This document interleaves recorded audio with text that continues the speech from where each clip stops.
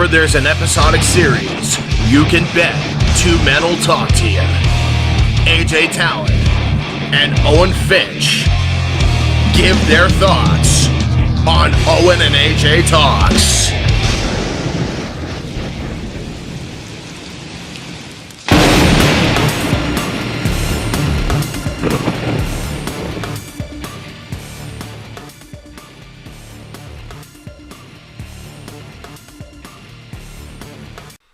Hey everybody, what's up? Welcome to Owen and AJ Talks. I'm AJ and he's Owen Finch. And yeah, this might be our last Dragon Ball video this year, by the way. I thought you were gonna say ever. I'm like, oh god. It's funny, off camera you were like, oh yeah, I really like this episode. As soon as we hit record, Owen's like, I fucking hate this episode. It sucks. We're never doing Dragon Ball again. No, but I mean, I think it's gonna be our last video for like the year because yeah, probably. Yeah. I just thought of that like right when I went to say like, oh, we're doing Dragon Ball today. But I'm like, yeah, this is probably gonna be because I'm still not getting used to the fact with just how much stuff that's happened this year that like 2024 is almost end type of thing. Yeah, that is crazy. Yeah, I'm pretty happy though. We exceeded our expectations for Dragon Ball this year. I thought we were just gonna do episode 1, but we ended up going to 4, and I'm really happy with that. Rick and Morty too. I thought we were only gonna do the first episode, and we're already on episode. We're gonna be on 4 for that. So congrats on that. I mean, we gotta fill time on the channel because we're not doing like Yellow Jackets and OVB like we thought. We were pushing those off to next year, so we had to find videos to make for the year, rest of the year. At least it's only for a month. It would suck if it was like the rest, like if we had a month left of the year type of thing. So yeah. This episode worked out good, though, because if you remember, episodes 2 and 3 were pretty tied together. Of course, at the end of episode 2, Goku met Turtle, and they ended up helping him go to the ocean. And episode 3 was about meeting Master Roshi, and, he gives them the Dragon Ball and the Nimbus Cloud. And then Owen already knows this because he's seen a bit of this guy. But, the next episode's kind of similar, where the next 2 episodes are going to be about Yamcha, who becomes a big recurring character. And it's funny. This episode seems like standalone. You think it's just like a one-off, but the villain of this episode actually is a recurring character, which is funny because you wouldn't really know that based on the end of the episode. Like it makes you think he's just a one-off, but now he's there. If you don't watch the intro and you don't watch if you don't watch when it goes to commercial when they do the little skits. You wouldn't know that. Yeah, I was gonna say, I wouldn't even point it out in the first episode. Like, by the way, the opening fucking spoiled all the main characters. I'm like, yeah, shows tend to do that. I don't know why. I think the only shows that haven't done that's done a good job of that we've reviewed so far has been Yellow Jackets and Avatar. Episode 1, didn't really, the intro was different type of thing. Yeah, Danny, Ben.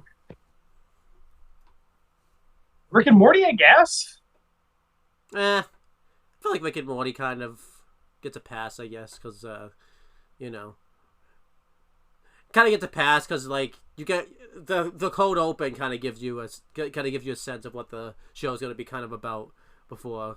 I guess you could say it's a spoiler though because Rick uses his portal gun in the intro before you actually see him do it. I guess. Yeah. And then you could say SpongeBob's the only show that doesn't give away the plots because the intro's the same for every episode. So yeah, true, fair enough. Yeah, but this episode is called Oolong the Terrible. It is, of course, the 4th episode of the very first arc of Dragon Ball. Yep. And Owen, do you want to guess when this episode aired? So I'm probably gonna get this one. Because we've spent a little bit since we've the last. It's funny. I got the last 2. I got the last one 100% right, and the one before that I got super fucking close. Yeah. So now it's your turn to be completely wrong. Yeah. So in the 80s, I think I got this one last time. I'm not gonna say 1986 because I think that's when the show ended. And came here to America originally. So I'm going to go back in time. And I'm going to say I never say a fall month. I always say like a summer month. I feel like this. I'm gonna say fall month. I'm gonna say October 12th, 1981. Oh, and I hate to break it to you, but that is incorrect. So you are right that the show came to America a decade later. However, in this episode originally aired March 19th, 1986. Oh, damn. And the American release date was September 30th, 1995. So you were kind of close for the American month. The American month, yes. So, yeah. I mean, I knew it was in the 80s, though. Just didn't know when in the 80s. Yeah, there you go. You got it in the decade. Yeah, so this episode, like I was saying, this one was kind of refreshing. Last episode, even though I really liked it, it was a lot of like standing around and talking. Yes. It was like good talking. Of course, it forwarded the plot. They got the Dragon Ball. Roshi's a cool character. Goku got the Nimbus Cloud. But more like happens in this episode. Right. So yeah, and speaking of the Nimbus Cloud, it's kind of pretty. It seems to be pretty shortly after, maybe like a couple days later. Goku's riding around the Nimbus Cloud. He's doing a bunch of tricks. I do have a question for you before we actually break the. Did the intro seem longer this episode than past episodes, or was it just me? Like the opening, or like what do you mean? Like the theme song of the show. It seemed like it longer. No, it was not. Oh, I don't know. Maybe because last time I didn't watch the intro last time, so maybe that's. I was gonna say, did you skip intro? Because that'll typically make it shorter when you skip it, Owen. Because I think the last time we did it, I think we did 2 and 3 like pretty shortly after each other. So maybe when we did 3, I skipped intro. But I didn't skip intro for 2, so I was like, maybe that's why it seemed longer. Actually, I did notice that when watching these episodes at One Dragon Ball. I'm like, oh wow, these intros are long. They're like a minute and a half. Yes, which I know is a typical anime thing, so that's fine. I feel like that depends on all shows. Some of them are like fucking 30 seconds. Some of them are like 2 minutes. It really depends on the show. Right. But yeah. As I was saying, they're continuing on. They're kind of back to the mountains, like a lot of grassy fields and mountains in the background. I was actually a little disappointed at first. I'm like, oh god, that was a lot of the first 2 episodes in terms of setting. Yeah. But then thankfully they get to the village and then that kind of new scenery, which is nice. But yeah, before they get to the village, they're going on the road, of course, following the Dragon Ball radar, trying to get the next Dragon Ball. As the narrator said, they're already at 4 out of 7. It's like, damn, they're only on episode 4, and they already got more than half. I know, yeah. I mean, I guess there's still that threat that they have to meet up with the villains at some point to get that one, so I guess that kind of relying on that. I figured, though, it'd be a little harder for them. Because it seems like we talked about before, it seems like the villains are the ones that's struggling to get others more than they are, type of thing. Oh, yeah. The villains have been at 1 this entire time. They haven't fucking found jack shit. And whereas, Goku and Bulma are collecting them like fucking boogers, And then Bulma and Goku, no, they have to get, like 7 Dragon Balls. Those are the villains who, didn't even... who Pilaf apparently, despite searching for years, didn't know he needed 7. Yeah. No one told him. Again, Mai knew that, and she just decided not to tell him for some fucking reason. I hope it was maybe she was pranking him, type of thing. So yeah, no, just a prank. By the way, dude, I know you sunk in so much time and money into finding this Dragon Ball, but you need to do it 6 more times. Have fun with it. Yeah. Oh yeah, that was a good point. No Pilaf in this episode. I'm actually kind of glad that we kind of just there's not really a B plot for this episode. We kind of just get the focus on the meat. Of the episode, which I think we've talked about that. Some episodes don't need a B plot. I think focusing on an A, if it's a good A, it's perfectly fine. I feel like too, if you had shown Pilaf and stuff this episode, it would have actually taken away some of what made the A plot pretty good and everything like that. Yeah, exactly. And we kind of got the gist of what Pilaf's plot is in the last 2 episodes. We're he's kind of just 5 steps behind Goku and Bulma, and then something happens and him and his crew get beat up, That kind of seemed to be like the B plot for the last 2 episodes. Although I am kind of worried about it was funny. It was funny, but like if you keep doing that every episode, the joke's gonna get stale. Yeah, I am worried about him though, because the last episode he was in though, him and his he sunk to the bottom. Oh, and this season is called the Emperor Pilaf Saga. Imagine that's it. Like he just died in episode 3, fucking drowned. I still want him to get all the Dragon Balls, do his wish so he becomes the Emperor of the world, and just die right after he makes his wish. Yeah, I know. Like he gets assassinated immediately. Or like he's in the middle of a fight. Because that's the thing too. Like he could become the ruler of the world if he's him and Goku in like a nice little fight and everything like that. He can make his wish real quick, and Goku could just be. I just love it if Goku's just kicking his ass like as he's making his wish like the whole time. I would love that. Yeah, it's like being Emperor of the world doesn't stop me from fucking beating the shit out of you. Yeah, that's funny. Yeah. But yeah, I kind of like that Goku's still riding around on the Nimbus Cloud, and he's clearly like laughing, having a good time, like he was last episode. So this clearly isn't that much long. This isn't this long after the previous episode. Yes. Although I kind of wish we did get a more concrete timeline. Because the Dragon Balls are supposed to be spread all over the world. And they these all seem to be fairly close together. Yeah. So. But I guess the Nimbus Cloud is pretty fast, and as we see, Bulma is riding a new motorcycle, and she's not too far behind Goku. Although she's actually having trouble keeping up with Goku, and then like in episode 1, she goes over a hill, and she ends up going like flying over the hill and fucking crashes. Mm-hmm. That's pretty funny. Oh, and also, I really like Bulma's outfit in this episode. Small little aside, but I do like how Goku like is usually like in the same clothes, but Bulma usually changes outfit like every episode. Yeah, well, I would hope so. The last episode, she didn't have any underwear on, so I would. Yeah, she didn't have a few pieces of clothing that she should have. So I would hope she would change. Like cartoons usually do that thing. Like the joke where like they'll have like one outfit, like just multiple versions of the same outfit in their closet. Yeah, and that's funny. But I do kind of like when we see some characters like actually changing their outfits. Actually, I think out of all the shows, cartoon-wise, that we both watched, I think Dragon Ball. Well, I guess Death Note's the first one with. No, because I feel like Dragon Ball. Because I feel like Light now like wore the same clothes for the most. Yeah, I'm pretty sure Light L always wore that like long sleeve white shirt and like the blue jeans. Yeah. And then Light always wore like a suit and tie. Like he would wear different suits, but they all kind of look the same. Yeah, so I think Dragon Ball, out of all the shows we're watching right now, is like the first one where like a characters change clothes and everything like that. Yeah, pretty much. Yeah. Because Avatar, Danny, everyone's pretty much Rick and Morty, because Jerry's outfits changed a few times in the show. Oh yeah, you're right. Yeah. Yeah. And But still, and Jacob's outfit could have changed. We just don't know it. So. Yeah, true. But yeah, I just wanted to point out, and I always like that Bulma's outfits like usually have her name on them. Like her hat says Bulma on it, and she's wearing like a red jacket. Yeah, I like that.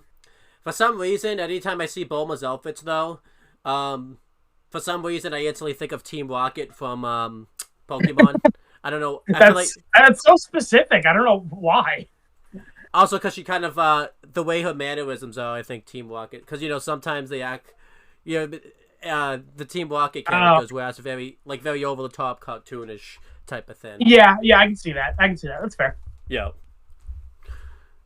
But yeah, she ends up crashing, and then she's pissed off and upset. I do I like Goku and Bulma as a duo. Kind of just they're fun. Because last episode didn't really focus on it that much, and episode 2 was that was the main thing, was seeing Goku and Bulma as a duo. Yeah. So it's nice to get back to that this episode. But Bulma crashed at a good time apparently, because they're right outside of a village. That's where they needed to go. So they go inside the village, and it's a ghost town. And they're at they're in fucking Slaterville or whatever from Ben 10 Hunted. Ghost town. Yeah, but I liked the crash though. So my computer was unplugged and I forgot about it. No, it's fine. I'm still talking for a bit. But I liked the town though. I thought we were gonna get that type of episode, ghost town-ish like that with Hunted. but they go a different area to a different episode that we just reviewed very recently. Yeah, it makes you think it's Hunted, and then it becomes a Spirit World. Yeah, you pointed that out off camera, and I'm like, shit, that's a pretty good comparison. Yeah, they end up to this small village. It's got like a red, it's like a pretty small village. It's like a red walls, making it like a square, and all the buildings are pretty close together. And I like all the buildings are all like spherical. Mm-hmm. It just looks nice, It's a very like small, kind of like Wild West town, and which makes sense because all the citizens of the town end up wearing like cowboy outfits or like Native American outfits. Some overalls too, like country western like overall type of thing. Right. So that's why I'm saying it's kind of like gives that like like 1700 or like 1700s vibe, I guess. Yeah. So I like that. Yeah, but they're suspecting that it's a ghost town, but Goku says it doesn't seem right. He seems like he feels some people here. This actually might be a little bit of a plot hole, actually, because Goku later in the show gets the power to like sense people. Well, yeah. But here he's like, oh, I can sense some people here. I'm like, oh, you shouldn't be able to do that yet. Maybe it was early stages of his powers. Maybe. And I guess he's got fucking spider sense. He's got ghost sense. Yeah. But yeah, Goku suspects that this town isn't deserted and that people are just hiding. So they end up. Goku says he thinks he sees somebody in a window nearby, so he ends up going to that building. And it's funny that you keep forgetting this guy's name when his name is literally on his door. You know what? What a Chad move. I should do that. I should just fucking bolt into my door, Alan Talent. To be fair, I haven't. You watched this episode twice. I only watched it once, so I probably didn't pick. Fair enough. I probably didn't pick up on that when I watched this episode at the time. So. And I like how because Goku's been living in the wild his whole life, he doesn't really have like like manners or anything. He just fucking punches through the door and then opens it. And even Bulma's like, he could have just like knocked it. No, she could have used. He could have used the doorknob instead of punching through the door. Yeah. He just punched through it and opened it. Good thing Goku walked in first, because the homeowner here takes an axe and fucking tries to murder an 11-year-old kid. Mm-hmm. Him and Bulma should join that club of we tried to murder Goku like instantly. Yeah.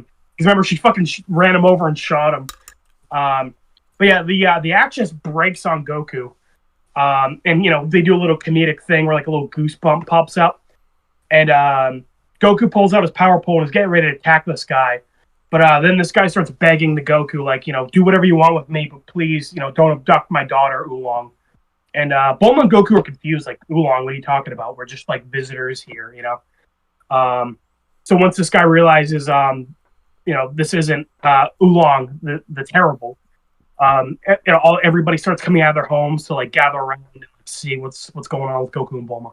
I like this scene, though, and when you see when you meet Oolong, it does make more sense why they react this way when they like show up and everything like that.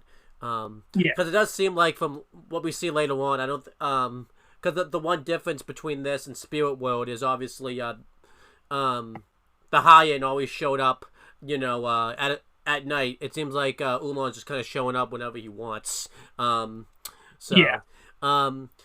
But yeah, I like this, I like the setting of the town. And, I will say this, I thought this guy was going to be the guy that we met, like, because you said we meet a main character, so I was, like, looking to see, like, who's the main character going to be, and I will say, once I saw Showman Priest, I'm like, this can't be the guy that we meet. We haven't seen him in the intros yet or anything like that. Like, it can't be this guy. I would love that. Just fucking this random old dude joins the crew. Yeah. So I was like, it can't be this guy, right? Yeah. But then, I'm like, okay, so it's not going to be this guy.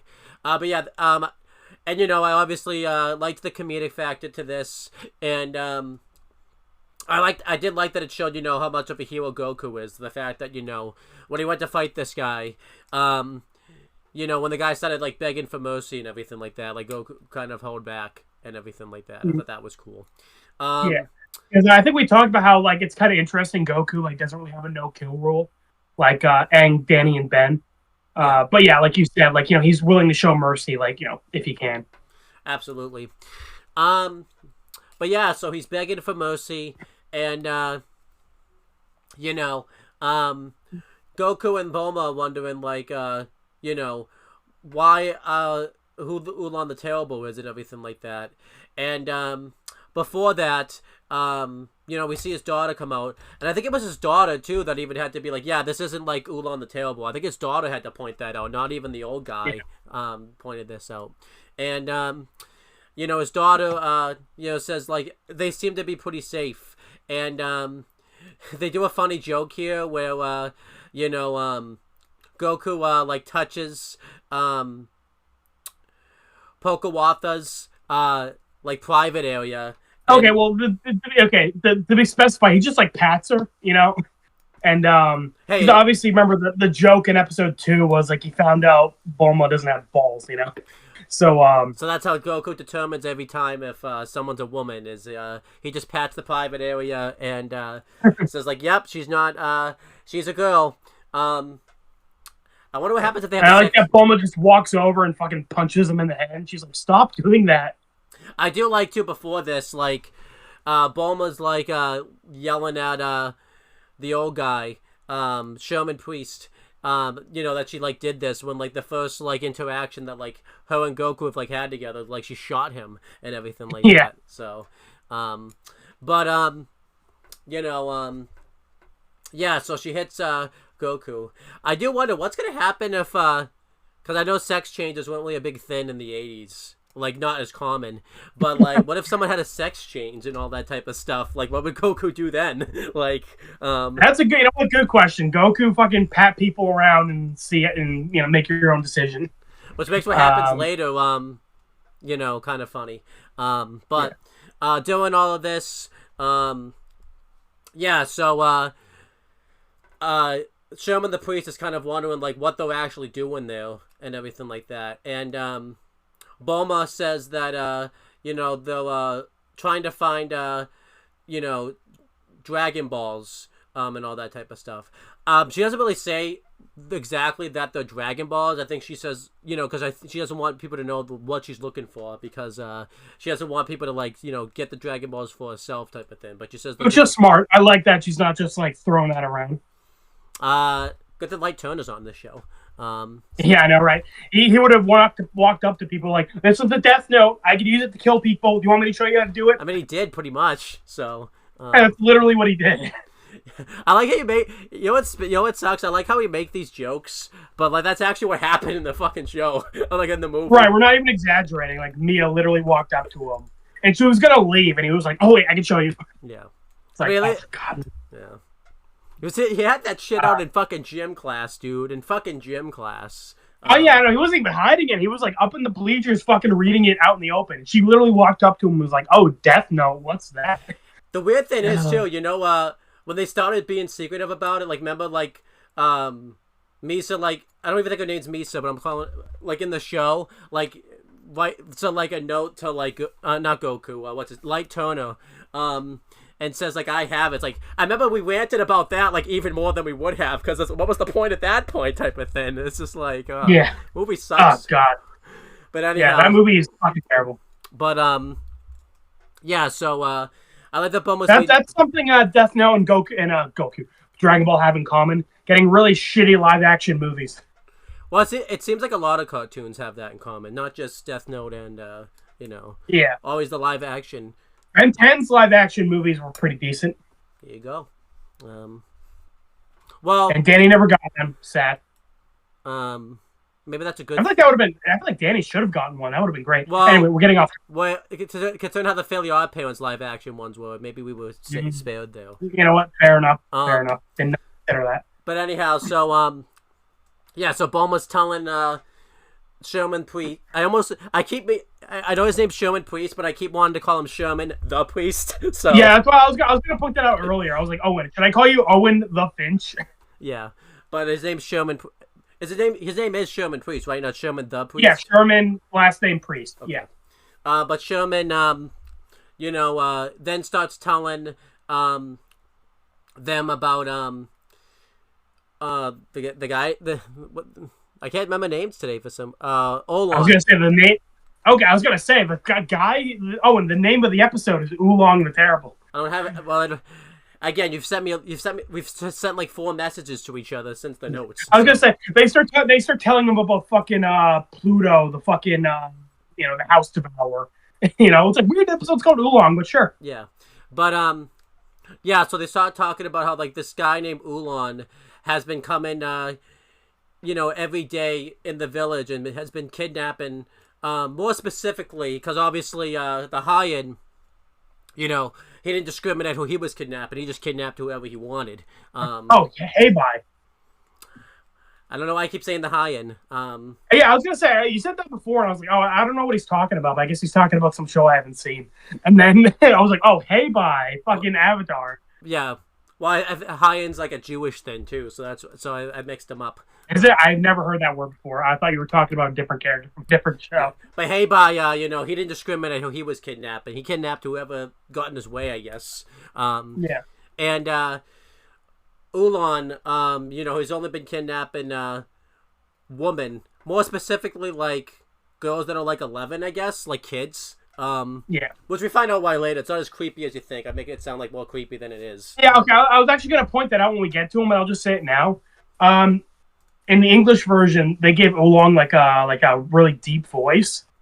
In the Japanese version, he has like a more of a kid voice. Yeah. And that scene where he meets Bulma in the Japanese version, he's like debating if he wants Bulma or Goku who's dressed as a girl. He's like saying, I don't know, this girl's kind of older than me.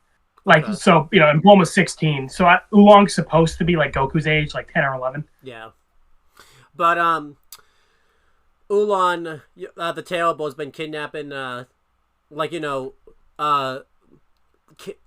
woman kids. Women kids. Oh, and you can just say girls. We have a word for small women. They're called girls, Owen. But yeah, he's been kidnapping girls. And, but unfortunately, he's finally picked someone he likes because he said that the night before. And we also found out, which makes more sense why, because I missed a big thing, why Sherman attacked Goku is he's a shapeshifter. Which I actually kind of thought was cool. I like shapeshifter things. I always like it when people can shapeshift. He doesn't really pick the best things to shapeshift into though. But whatever. It's his. Well, choice. To be fair to Sherman, these are all regular people, and they even point out because Goku and Bulma are like, okay, we'll just trap this guy. And he's like, no, this guy is bigger than a house, He transforms into demons and vampires and shit. Yeah. And we got while he's telling the story, they're showing us nice little flashbacks of that and everything like that, which I thought was pretty cool. So it shows at one point he's he didn't turn into this, but I'm just giving an example. He was a giant gorilla at some point, but he was he definitely had a good imagination of what he transformed into and everything like that. I thought that was pretty cool. So obviously, Sherman reveals that he wants to make Oolong wants to make his daughter his wife, and obviously that's why he's been freaking out and everything like that. So all the villagers come in, and one of them's an old woman. Did we ever find out her name, or did she get unnamed? Because I know you say Lady Paozu, I think was her name. Okay. But yeah, Lady Paozu, let me double check. Yeah. Imagine I just pulled, because we were just talking about fucking John Miles from Ben 10. Imagine I just pulled that in the ass. That might be worse than John Miles too. At least I got close with John Miles. You didn't even get close. Yeah. But this old woman, is kind of telling, Bulma and Goku to kind of. Yep, Grandma Paozu, that's her name. Ah, damn. Yes, no John Miles for me, baby. But yeah, Grandma, what's her name? Grandma Paozu. Paozu. Paozu. Okay. Paozou. Grandma Paozu. Yeah, the show is strange. Some people you got fucking Paozu, and then you got Sherman Priest. And for some reason, Sherman Priest's name is the one I can't remember. For some reason. So. Yeah, I know, right? And you haven't mentioned this, but I was telling Owen, Sherman's daughter, Pocahontas, Pocahontas. Damn it, you fucked me up. It's Pocahontas. Obviously a reference to Pocahontas. But she's only called that in like every other like language of the show, like the English version, the German version. Yeah, I was gonna have In the original version, she doesn't even have a name. They just call her like Sherman's daughter. So how are we gonna do this on the counter then? Because she has a name, but if we just watch the Japanese version, she wouldn't. How do you want to do that? Yeah, she gets 0.5. She half counts. Well, wouldn't it be like 0.1 if every other version she has a name? Wouldn't that be point? I feel like that'd be 0.1 because. All right, Owen, just for you, I'll give her a 0.01. How about that? All right, thank you. But. I do what I can. It might be higher, though, because Japan does have the largest population in the world. It might be higher than a 0.01. It might be like a 0.03. I'm thinking like a 0.03, actually. Wait, did you say Japan has the highest population in the world? Yeah, isn't that the case? No, it does not. Oh, is it China? That's what I'm thinking? Yeah, China. Is it? I was about to say, Japan's like a fucking island. I always thought Japan had like a large population. So China does, yeah. China has like 1 billion people. Okay, so as we found out in this episode, Owen can't remember names and doesn't know geography. Well, that's actually pretty common. I don't know my geography at all. I've told this story before on my wrestling channel, but my history teacher, had us draw had us do the map and had us do it once in the beginning of the year and then once at the very end of the year. To see how much we learned of our nations, and I did worse on the one at the end of the year than the one at the beginning. I think you told me that. That's funny. So Owen, that's fun little population facts we've learned. Apparently, in 2024, 7 people got the Black Death. 2 of which were the homeless guy Rick found in the Black Bodyguard, and Owen learned that Japan is an island. I still love the fact that the last episode. You thought I was asking what the Black Death was in the will, but I was asking. Right, I was like, Owen, really? Really? But I was just. Did you every history class? You just fall asleep. You just zoned out. Well, to be fair, it always was in the morning, early in the morning. So. Yeah, fair. But enough. I do remember that I had to be no. What was it in the show? What was it in the show? Right. I know. I thought you were actually asking me what is Black Death in real life? I'm like, Owen. But if people didn't see our Rick and Morty video, they're gonna be so fucking confused why we're talking about the Black Death. Go watch our Rick and Morty video. Plug. We're shills. Go watch our shit. Yeah, watch it. It's actually rendering as we speak. It's got it's at 1 hour and 36 minutes left to render. So, yeah. But it's already up for you. Oh, and you should post this one first, just so people don't know the video I'm talking about. Actually, though, don't forget. I'm posting the Rick and Morty, I'll be posting the Rick and Morty video, but it won't even be up until Christmas because it's the Christmas thing, so it's not even. Oh, true. So this video might unironically be up before that one. That's funny. And we recorded the Rick and Morty one first, so it's that's funny. We're technically going back in time on Christmas if you think about it, actually. So yeah. But anyhow, so Pocahontas, yeah, she's. I'm sorry, I lost track because we just went out completely off. I think we already. I was about to talk about a scene we already talked about, but the old lady, what's her name again? Because Grandma Paozu. Grandma Paozu, is kind of telling them to get out of there, type of thing. And all the townspeople are kind of throwing shade, being what do you guys think you could stop the Oolong? But then Sherman tells them that they've been looking for a Dragon Ball and everything like that, and Grandma Paozu shows that she has the 6th not the 6th Dragon Ball, but the Dragon Ball with the 6 stars on it. Yeah, the 6th Dragon Ball. It would have been funny if it was the 6th Dragon Ball because it's the one with the 6 stars. Yeah, but Bulma immediately wants it, but oh, and I think they do a funny scene here where Goku, they redo the joke where Goku. Oh yeah, Goku pats her crotch, and I like that she just blushes, and she's like, "Oh, what a rowdy boy," Because what I liked about this is when Bulma hit him, Goku didn't even realize what he did, so then she did it again, and I like too, she's having this freak out in front of everybody, and then she'll go she kind of it has some schizophrenia, split personality disorder, in front of everyone. She was all... I know, everyone must be so confused. Because, obviously, yeah, like you said, Bulma and Goku are going to offer to take down Oolong in exchange for the Dragon Ball. Yeah. And everyone's like, you're a 16-year-old girl and an 11-year-old boy. What the fuck are you gonna do to like a shape-shifting monster? Yeah, but yeah, so yeah, they're gonna do that because if only the citizens in Ben 10 reacted to monsters like these guys do. Oh, absolutely, yeah. If Oolong came to the Ben 10 world, everyone would just be like, hey, Oolong, I'm busy for my job. Terrorize me later. Bye. Yeah. Pretty much. Danny would be fine. Well, Avatar. I haven't seen the. I mean, like you said in Spirit World, we kind of got a good idea of how people react to monster kidnapping the citizens. Yeah. But yeah. So doing all of this, because originally Grandma Pauser doesn't want to give up, her Dragon Ball because it's like a family heirloom. Which no, it's not. It's not a family heirloom, but I guess it is. I guess it is to her.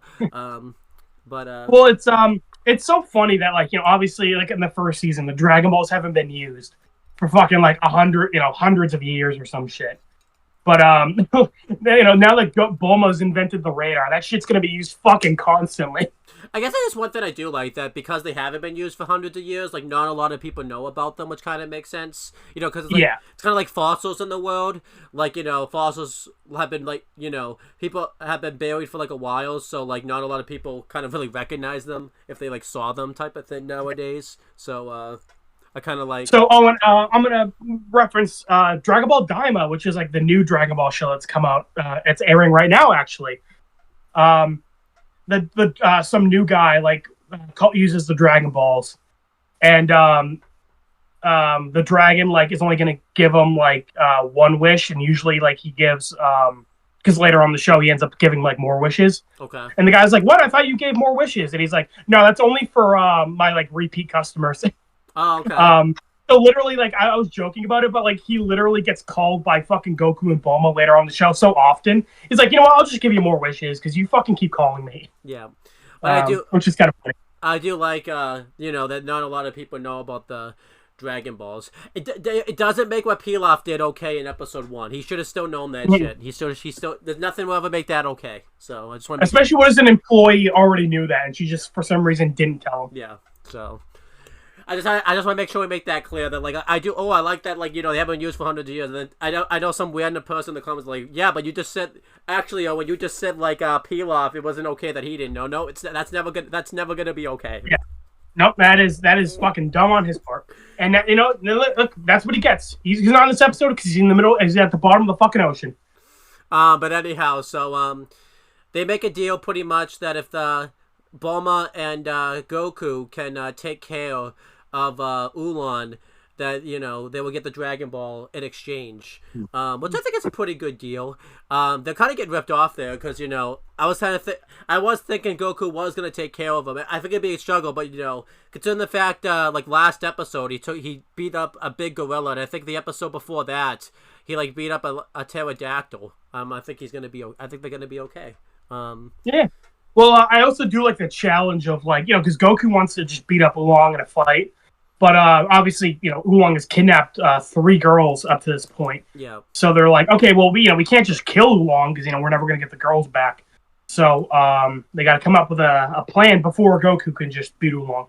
Which I did like that, that they wanted to get it's not just about killing Oolong type of thing, defeating him. They want to get the people he's been taken back and everything like that. So I like that. Yeah. And I guess it's kind of good to say this here. I do like that Oolong was attacking a few nights. It's not they just showed up and Oolong just randomly showed up along with him type of thing. At least he's been. Yeah, this has been a thing for a while. Yeah, I do like that. And Bulma comes up with a plan. Which this is kind of different from the Avatar thing, sort of. She's basically gonna disguise. Well, because in Spirit World, they didn't have a plan, and it's funny because all the villagers thought Aang had a plan. When Heibai started smacking Aang around, the dude was like, "Huh, the Avatar's methods is a little unusual. I do remember, I've never seen this method before." I do like that. I like the fact that we were joking about that in that episode too, type of thing. Yeah. Yes, the Avatar's using the ancient art of getting my ass beat. I haven't seen the strategy in a long time. But here though, they have a plan. Yeah.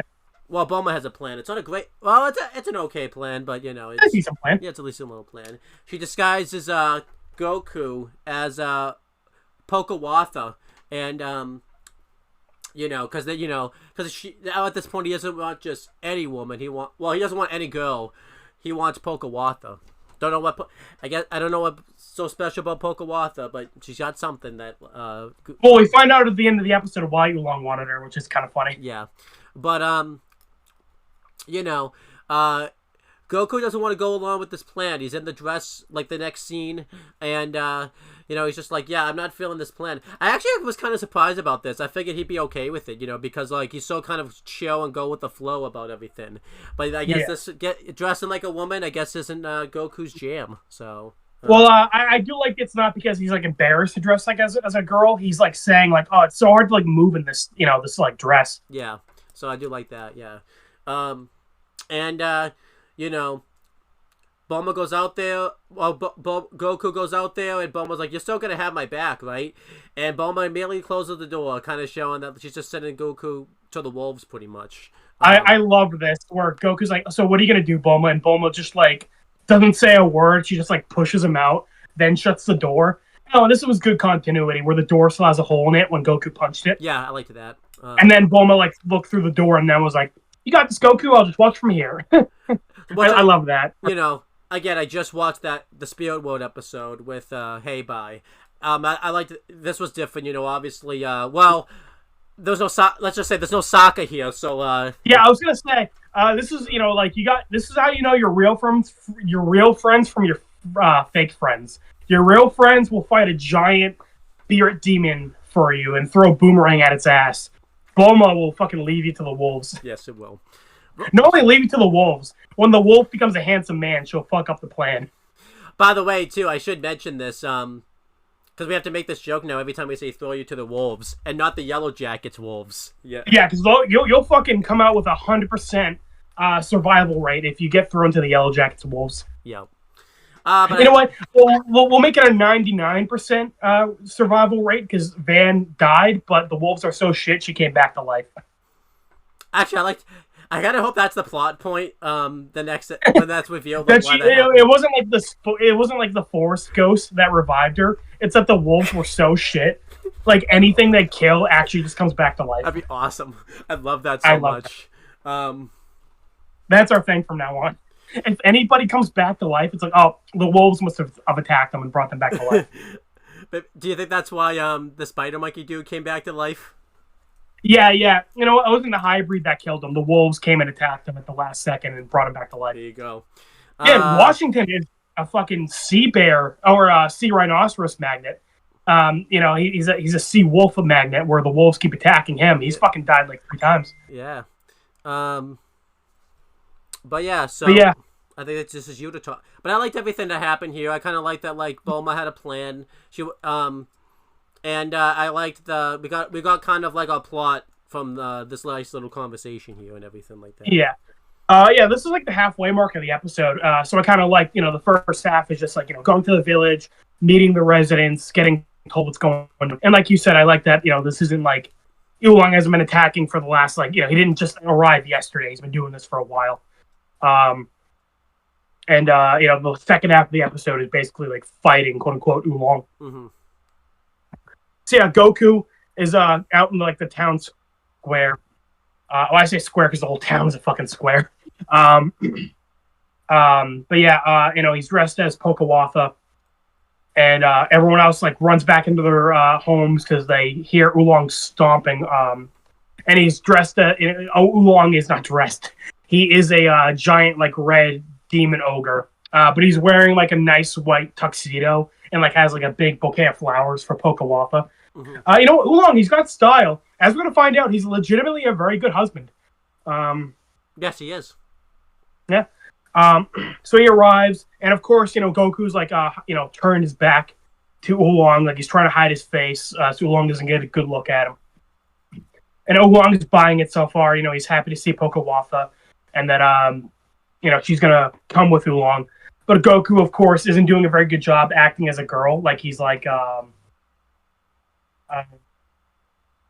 talking like like talking with a high voice, but not really like a high pitched voice type of thing. Yeah, doing like a very bad girl impression, which is funny because Goku is voiced by a girl. Oh, that's cool. So it's kind of funny that like it's a girl doing a boy voice who's faking a girl voice. Yeah, that's funny. Yeah. Which is pretty. I think we talked about it. It's pretty common for like young boys to like be voiced by girls, like Ben, Timmy Turner, Yeah, Jimmy that Neutron. makes it no girl. deep voice. Yeah, which makes sense, because like Aang, he was voiced by like a boy, but obviously he hit puberty and now he can't voice Aang anymore. Yeah. But yeah, Oolong thinks that so Goku starts shivering, and Oolong thinks that it's because he's scaring Pokawatha with his big demon form, but it's actually because Goku just has to really take a piss. Yeah. Really bad timing, Goku. Should have pissed earlier. Yes, he should. And by the way, while Oolong is like looking at Goku, he notices like the power pole. And he's like, "Oh, why do you have like a staff? That's really weird." But he doesn't notice the tail, which is like sticking out from under the dress. Yeah, I thought he was gonna call that out. And a little bit later, Goku even points out like, "Oh, what gave it away? Is it my tail?" And I'm like, "That's a good point. How come Oolong didn't notice Goku has a fucking monkey tail?" Maybe he's got 5 of those hanging outside his house, type of thing. So. Yeah, true. Again, I keep questioning it, but you're right. It's very common. There's like fucking a million of them outside my window right now. They're like fucking love bugs. It's insane. Right next to the fucking 5 boys in the icebergs. It's like, oh my god, constantly. Right next to the Hyatt. No, the Heibai, not the Hyatt. Next to Heibai. Yeah. No, the Haiyan. You're right, the Haiyan. The fucking Haiyan, the Heibai, they're cousins. The Haiyan's Heibai is like foreign exchange student cousin. Sure. He's out of town visiting. But yeah, Oolong decides, I'm gonna transform, and to calm Pokawatha down, and he transforms into a very handsome young man. He's got like slick backed hair, a little bit of a mustache going. Again, wearing a very nice white tux, and he's like acting very gentlemanly. And he's like, "Oh, if you like, I can transform even younger for you if you like." And Goku's just very confused. He's like giving him like a what the fuck face. Mm-hmm. But this ended up backfiring for Goku and Bulma, because Bulma was, of course, boy crazy. I like that we established this earlier, like obviously, and we found out her wish for the Dragon Balls is to get the perfect boyfriend. And in episode 2, when she's like showing Goku a TV for the first time, she like gets super absorbed, and she gets like super absorbed into like a romance movie that's on. Yeah. So I like that this is like a recurring thing that like Bulma's wicked smart, but like as soon as she sees like a handsome dude, she's like no thoughts, head empty. Right. So Bulma like just bursts out of the home and starts like super love struck at Oolong's new appearance, and as Bulma continues to do, is like trying to like show off like her her assets. She just like rips open her fucking jacket and is like showing off her boobs. I did get like she's wearing a shirt. She's still wearing a shirt. Yeah, I did get worried. I'm like, I hope she's wearing stuff this time, type of thing. I got worried. Yeah, she is. I'm like, oh, thank God. Thankfully, Owen, we saved our monetization for another day. YouTube isn't coming for us, the YouTube assassins. And Oolong is very enamored by Bulma. He's like, oh man, this new lady's really cute. But like, what should I do? Like, Pokawatha is also really cute. And like I said, in the Japanese version, at this point where he's like debating if he wants Pokawatha or Bulma, he says like, I don't know, this girl's 16 and she's like older than me, so maybe I should go with like a girl my age, which was a hint that Oolong like isn't what he seems to be. Mm-hmm.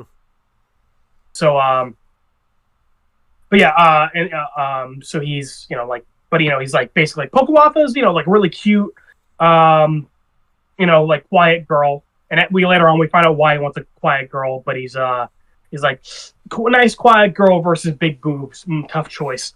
But while he's like debating this in his head, he notices Pokawatha just like disappeared, and Goku is of course off in the corner taking a piss. Yeah. Goku couldn't wait to hold it in anymore.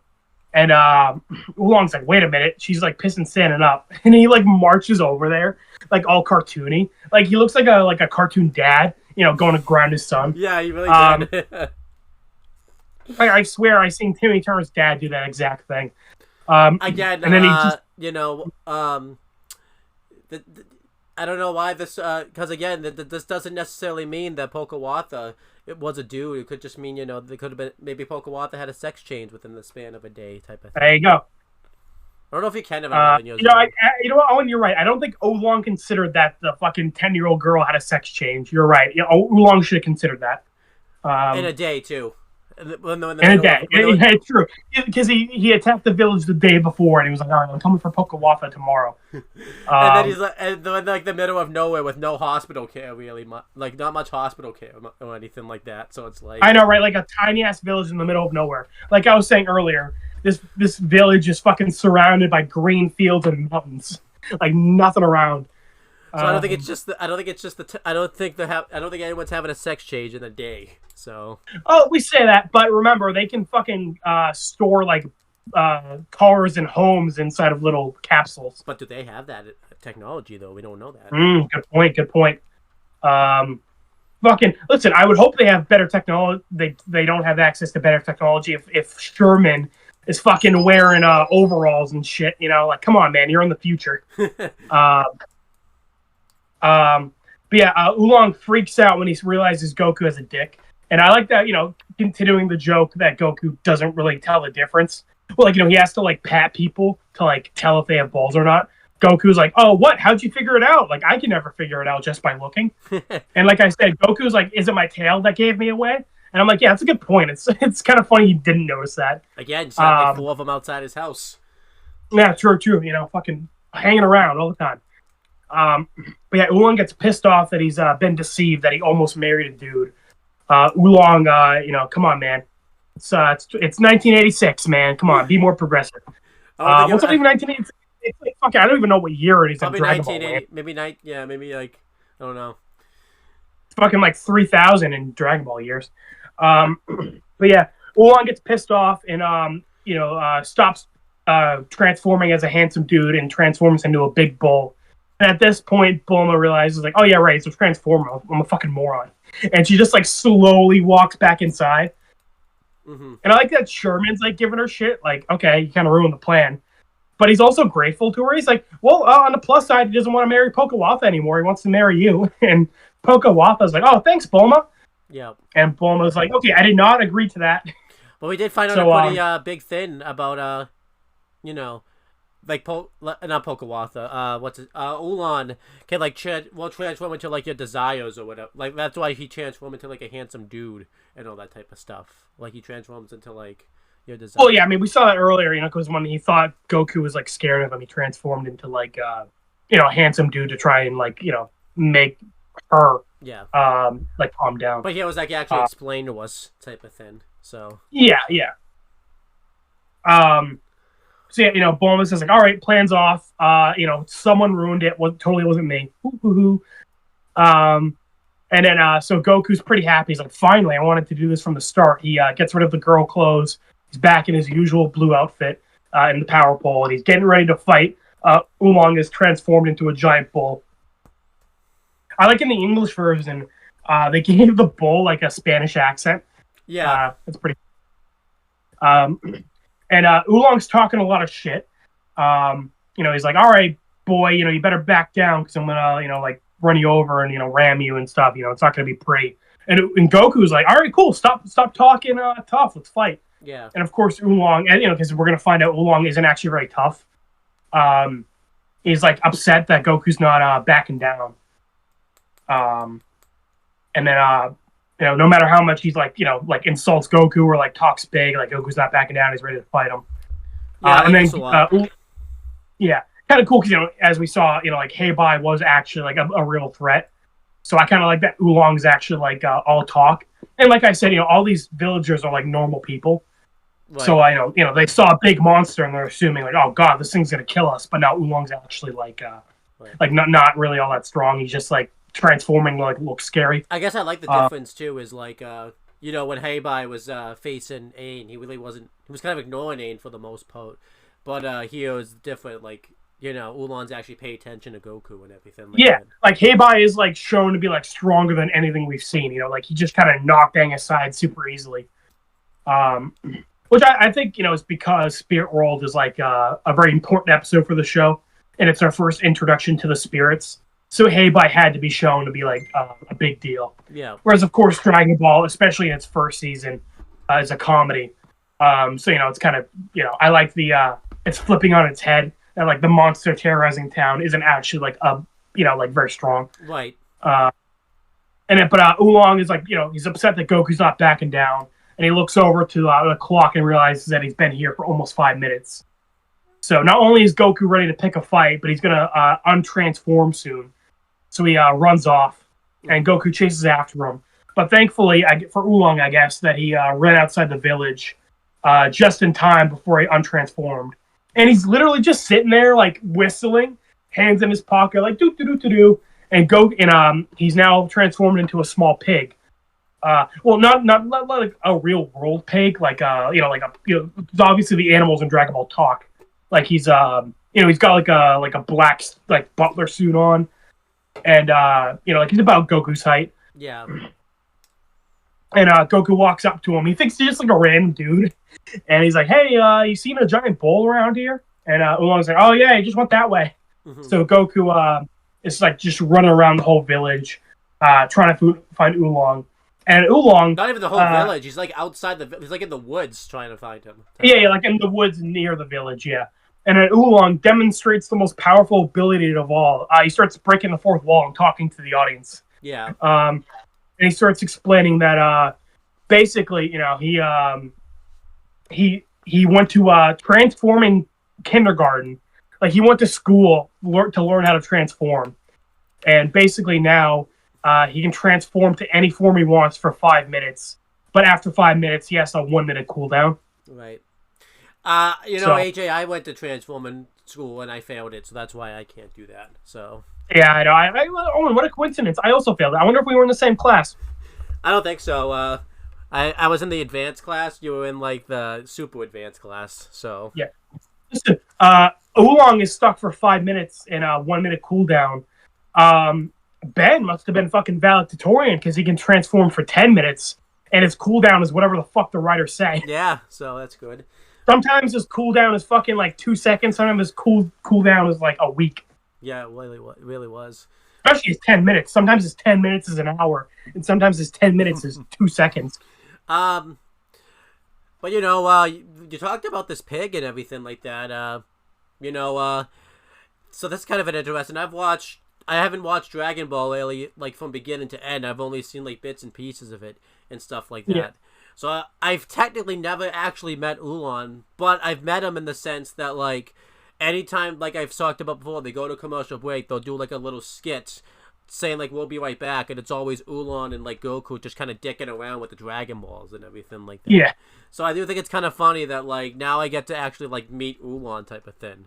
Yeah. And he was also in the intro, so yeah, like you already knew Oolong was coming. You just didn't know when. So yeah, because the show kind of spoiled itself. I didn't really know anything about him, really anything like that either. So when I heard that, I didn't know his name. I didn't know anything about him. So I think this is pretty cool. I know he's in the intro, but I think I'm more of the commercial skits just because of the fact that that's where we see him more and all that type of stuff. So.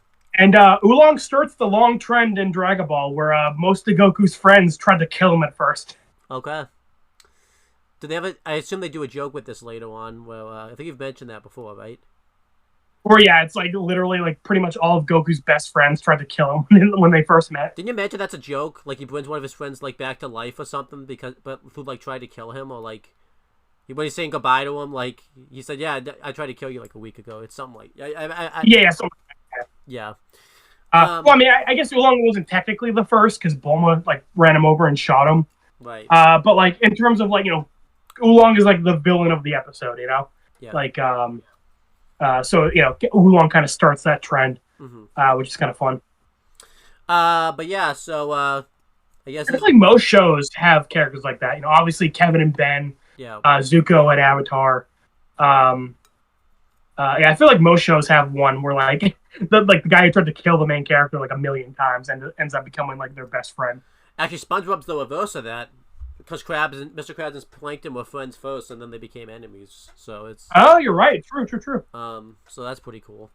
But yeah, so doing all this, like Goku's trying to find Oolong, I don't. I almost said Bulma at first. Maybe he's trying to find her too. You don't know. And when he comes back, I think Oolong. I like that they do a little scene together. Like when he comes back, like, did you find him yet? And Goku's like, no, I can't find him anywhere. And then he's just like, maybe he'll turn up. And like, I guess it's doing like this. I think he was kind of laughing a little bit. So like his 1 minute cooldown, I guess, ended at that point. And I believe that was a minute. I can kind of believe like the time Goku went and like looked for him and then came back. I can believe that was a minute. I also like that, like, they give a reason why he didn't run away. Like, he says, like, hey, listen, I have a good deal here. I've been terrorizing these villagers, and I've been getting, like, I've been stealing, like, food and girls from them. So, like, he wants to, like, fight Goku again, because, like, he thinks if everyone, because he thinks if everyone thinks he ran away, like, because he's scared, like, they're not going to be scared of him anymore. Right. He transforms again. And he transforms into, like, this, and I want to say Iron Man, because that's, but... Marvel. Yeah. But he transforms, like, into, like, this, Metal Man, like, robot type thing. And this is where it gets weird, because, we talked about this off camera, and I'm glad that you caught this, and I'm gonna bring this up. He had soup with him. And he's, like, offering the soup to, like, Goku, like, to eat it and everything like that. The soup, like, burns him, so I'm like... What was the soup? Like, that's him, because that's clearly him. Like, is that just, like, is that soup, or is that, like, his blood? Is that, like, his, like, yeah. I do want to praise the show for, like, coming up with really creative, monster design. Yeah. Obviously, the first one was, like, a bull or whatever. But, like, in Avatar, like, I thought it was really cool how, like, otherworldly Heibai looked. But I like that they also, he was like the black and white scheme, because later got revealed he's a panda. Yeah. I like this design here where it's like, yeah, like you said, a giant robot with like an axe for a head, and his weapon is like a soup bowl and chopsticks, and he like threatens to dunk Goku in the soup bowl. But like you said, he transforms, fine. But like, where the fuck did the soup bowl come from? Because like you said, he burns himself on it. Right. So like, did he burn himself with like his own body, or like how the fuck does that work? I don't know. You know what? We'll question it, but I still love it at the same time. No, it's fucking super goofy, and I love it, but it's dumb. So then, Goku's still not scared of him, and he still wants to fight him, and then this kind of gives Oolong the idea, saying like, the kid can't fly because he just saw like Goku run around into the forest, but he never tried to fly or anything like that. So he transforms again into what I thought was a pterodactyl off camera, considering the fact that we've just seen pterodactyls. You missed a couple things. So, again, Oolong's like trying to get Goku to back off, but like you said, he's not scared. And like Goku kind of gets the idea that Oolong isn't actually like as tough as he thinks, right? Or like he's saying, because like a little kid actually like threw a rock at Oolong's head. Oh yeah, I forgot about this. And Oolong was like got pissed off, and I like that. But like the mom quickly grabbed the kid and like brought him back inside. And I like that Oolong, instead of like trying to hurt the kid, he's just like, you better watch that kid, lady. He's a little asshole. I did like that, yeah. And then Oolong trying to like get again to make Goku like back off, gets a bunch of bricks, and he's like, oh yeah, you think you're so tough? I bet you can't.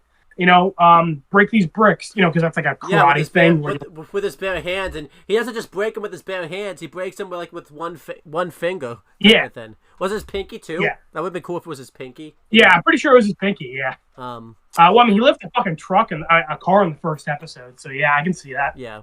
But yeah, that's what gets because like I said, Oolong wanted to like pick a fight with Goku again because he didn't want the villagers to like think he was scared of Goku.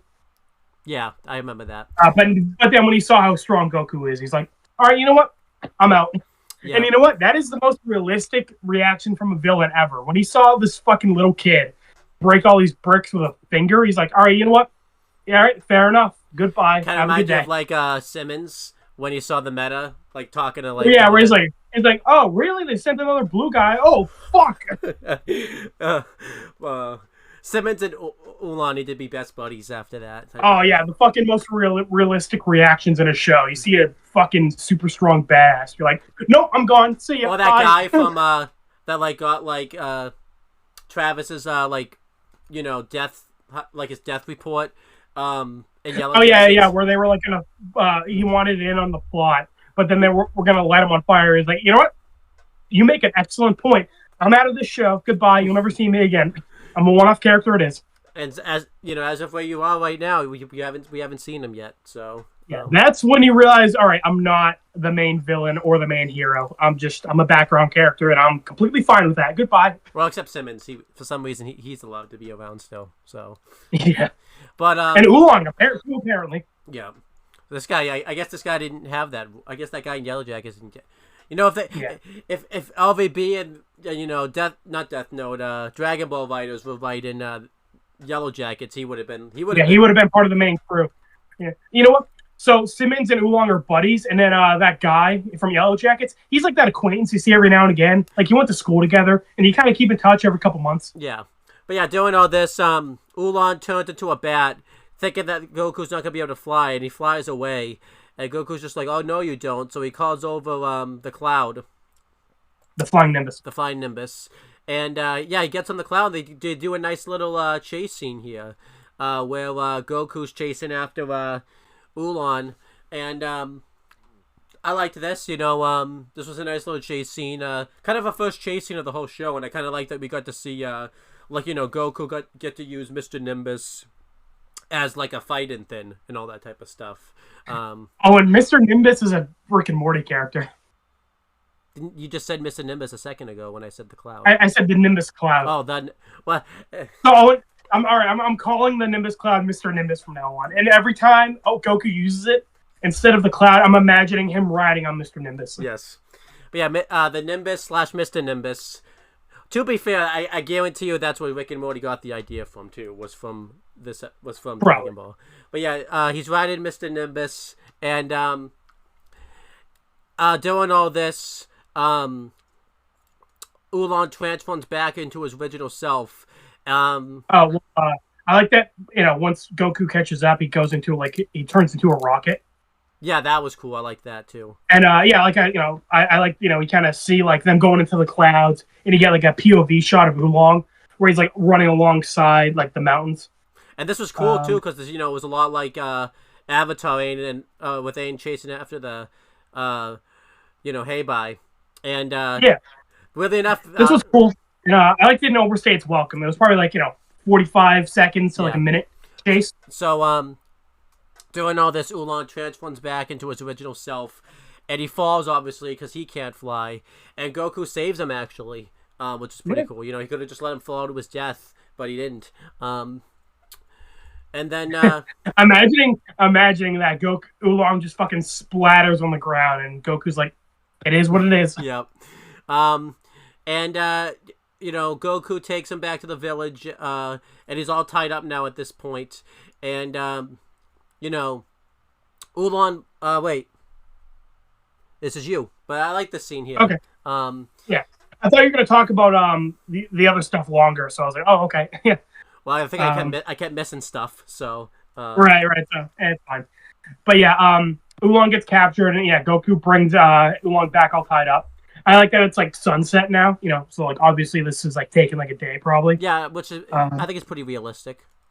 Yeah, I think Dragon Ball's been pretty consistent with that, with like the passage of time over like the day. Yeah, I've always remembered they were good about that. Yeah, but yeah, basically now that everybody knows Oolong like isn't all that tough and he's just like a little pig. Like I don't mean little pig as like an insult. I mean like he's a literal pig. But yeah, nobody's really scared of him anymore. So the jig is up. He can't he can't get shit from the villagers anymore.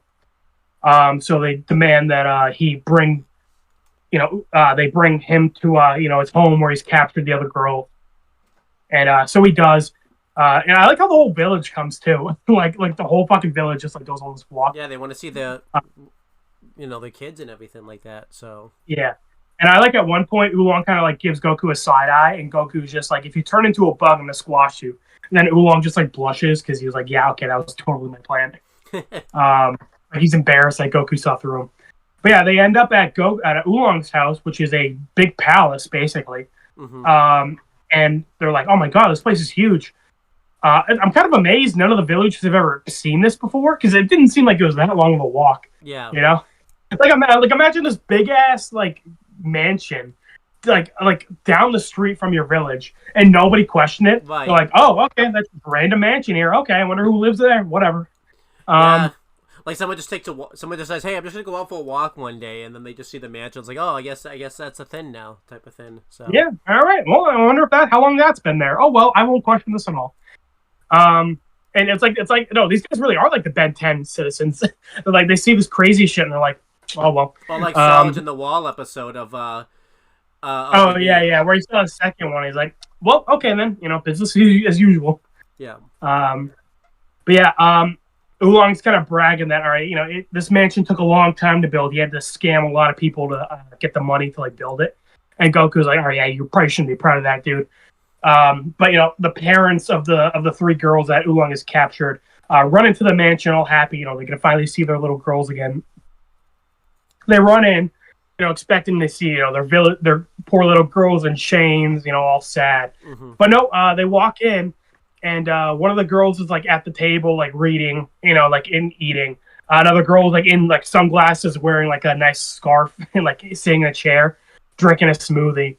And another girl is just like doing yoga and like watching TV. And they're like, "Oh, hi, Dad. How you doing?" Like they're all like super chill and like just fine. And they, when Oolong says like, "Hi, girls," one of them is like, "Oh, hi, Snookums. How you doing?" Did you give me like the thing? Did you buy me the thing I wanted? And all the villagers are super confused.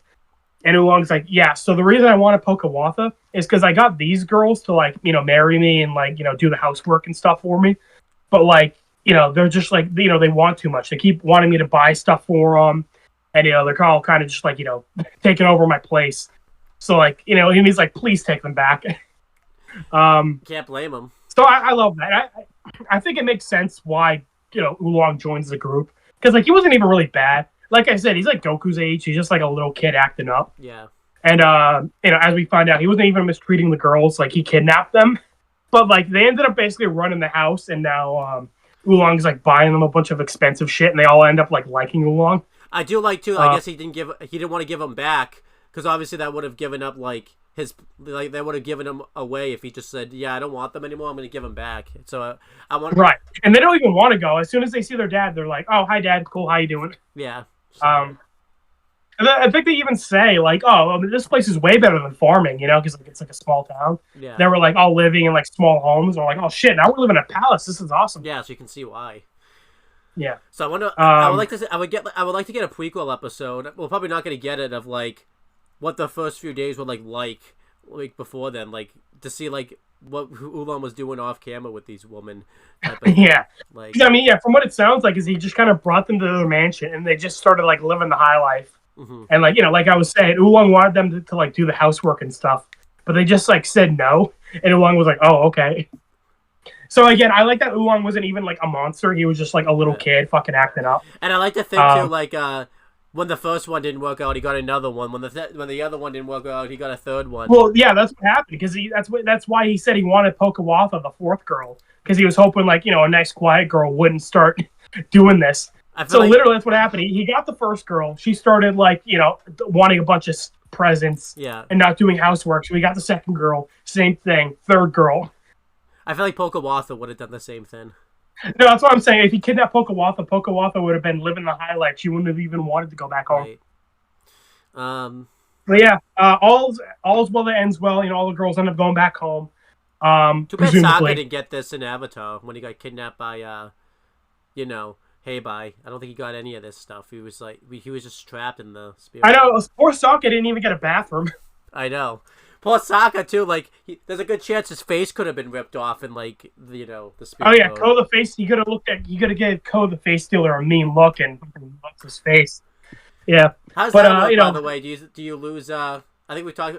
Do you lose your face in the real world if you lose it in the spirit world? Oh yeah, we talked about what if Aang lost his face in the spirit world? Would his real face, like, would Zuko just be looking at him, and all of a sudden his face would be gone, and Zuko would be like, "What the fuck?"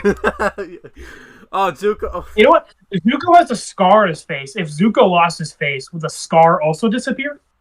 No, I don't think so. Where's Zuko? Even if he loses his whole fucking face, the scar is still there. That sucks.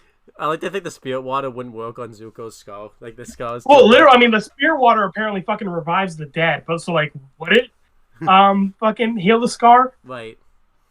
And Avatar could have been born, by the way, while Aang was dead for that like amount of time. We could have had Imagine he didn't die in the Avatar state. Like another Avatar was born, and she brings Aang back. It's like, oh, what the fuck happens now? 2 avatars at once. That'd be awesome. I know, that's what I'm saying. Is that what would happen? I don't know. But yeah, the old lady holds up her end of the bargain. She gives Bulma the Dragon Ball. So yeah, they've got 5 out of the 7 now, and we already know Pilaf has 1. So there's only 1 Dragon Ball that the audience has like unaccounted for. Yeah, I wonder if this one's just gonna be harder to find, or if like the big thing is gonna be like like it's just gonna be the meeting of Pilaf and like Goku. But I feel like Goku's just gonna own Pilaf in like 2, like he'll like look at Pilaf and just like just own him in 2 seconds. Like I don't think Pilaf's putting up much. Pilaf couldn't beat an unlocked door, Owen, as we saw in the last episode. Yes, no, he couldn't. No, he couldn't. Yeah. But yeah. Oh yeah. By the way, because I didn't mention at the beginning of this episode, I've been making references to Journey to the West. Oolong is also based on a character from Journey to the West, named Pigsy. I shit you not, that's his name, Pigsy. Wow. Okay. So in Journey to the West, what happened was, like I said, Goku's based on Sun Wukong, the Monkey King. And, like, on his journey to the West, he met a bunch of people who, like, joined him on the journey.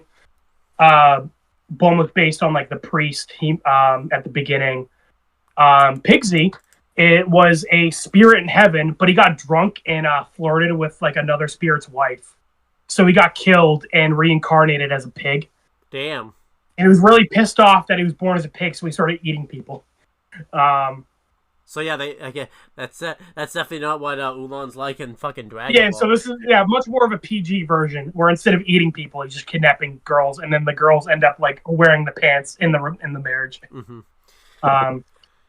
But overall, it's 2 letter grades. I thought this was a pretty solid episode. I'm gonna give it a B. It's almost a B plus, but not quite. But it almost is. Yeah. I think we gave Rick and Morty, the episode 2 was an A minus, and the second one was a B plus. I give this one also like a B plus. I think it's about as good as like the Anatomy Park or whatever it was called.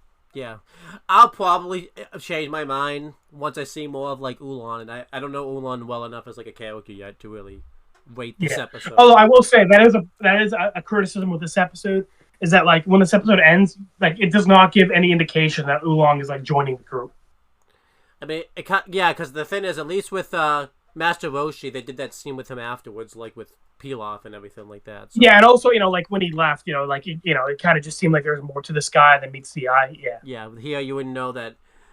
Other than the intro and like the commercial like skits, you wouldn't know Oolong's coming back. Yeah, he just really seems like a one-off villain. But I'm glad he's sticking around. I like him. Yeah. And like I said, I'm a big sucker of like the villain joining the hero. That's like one of my favorite like tropes in shows. Yeah. I have to ask. And like I said, I can buy that Oolong joins so easily. Because like I said, he's not even a bad guy. He's just kind of like a little kid abusing his power, essentially. I do have to ask, because you like that they do this trope so much. Have you ever felt when they did this trope, it was just because they were doing the trope? Like, have you ever not liked this trope? Or the villain joining the group? Yeah, because that's, again, like if the character like joins and like they were super evil and like I don't buy that they were like that they like redeemed themselves, I'm like, okay, that's pretty shitty. I can't think of it off the top of my head, but there's definitely a couple. Yeah. Nothing I could say that's like that wouldn't be a spoiler for other stuff. Yeah, I gotcha. So, I guess not that I can say either. That would be spoilers for other stuff. So. Yeah. Actually, sometimes because there are some where it's like, "Hey guys, I'm a good person now." It's like, okay, you've murdered like so many people. Yeah. So. But yeah, I guess that's the end of this video. Thank you guys for watching. This nice little video here was very nice. We'll all be nice here. Yeah, we got some nice. That's not too bad. Yeah. And we have other videos coming up. Kiss this! Yay! Kiss this! Awesome. Yeah. That's next. Woohoo! AJ's looking forward to it. He's probably gonna get drunk again doing that one too. So. Oh, 100%. I'm drinking. 100%. And I can't because I gotta go into work tomorrow, so I can't. Even, I can't. I have to like. I mean, I did the last one sober though. So. Yeah. But yeah. So. We originally planned on doing this that video after I had like a job interview, and it was like, okay, great. If it goes good, it'll be drinking to celebrate, and if it goes bad, then it'll be drink away my sorrows. I don't know. I guess we ran out of because it's either that or Rick and Morty. But since the last Rick and Morty, I'm fine doing Kisses tomorrow. That's cool. So I'm just saying it's kind of funny. I'm glad we're not doing that, because like if the interview goes well and they like want me to like, do anything the next day, then like probably not a good idea to drink that night. Right. But yeah, awesome. This was Dragon Ball, end of 2024.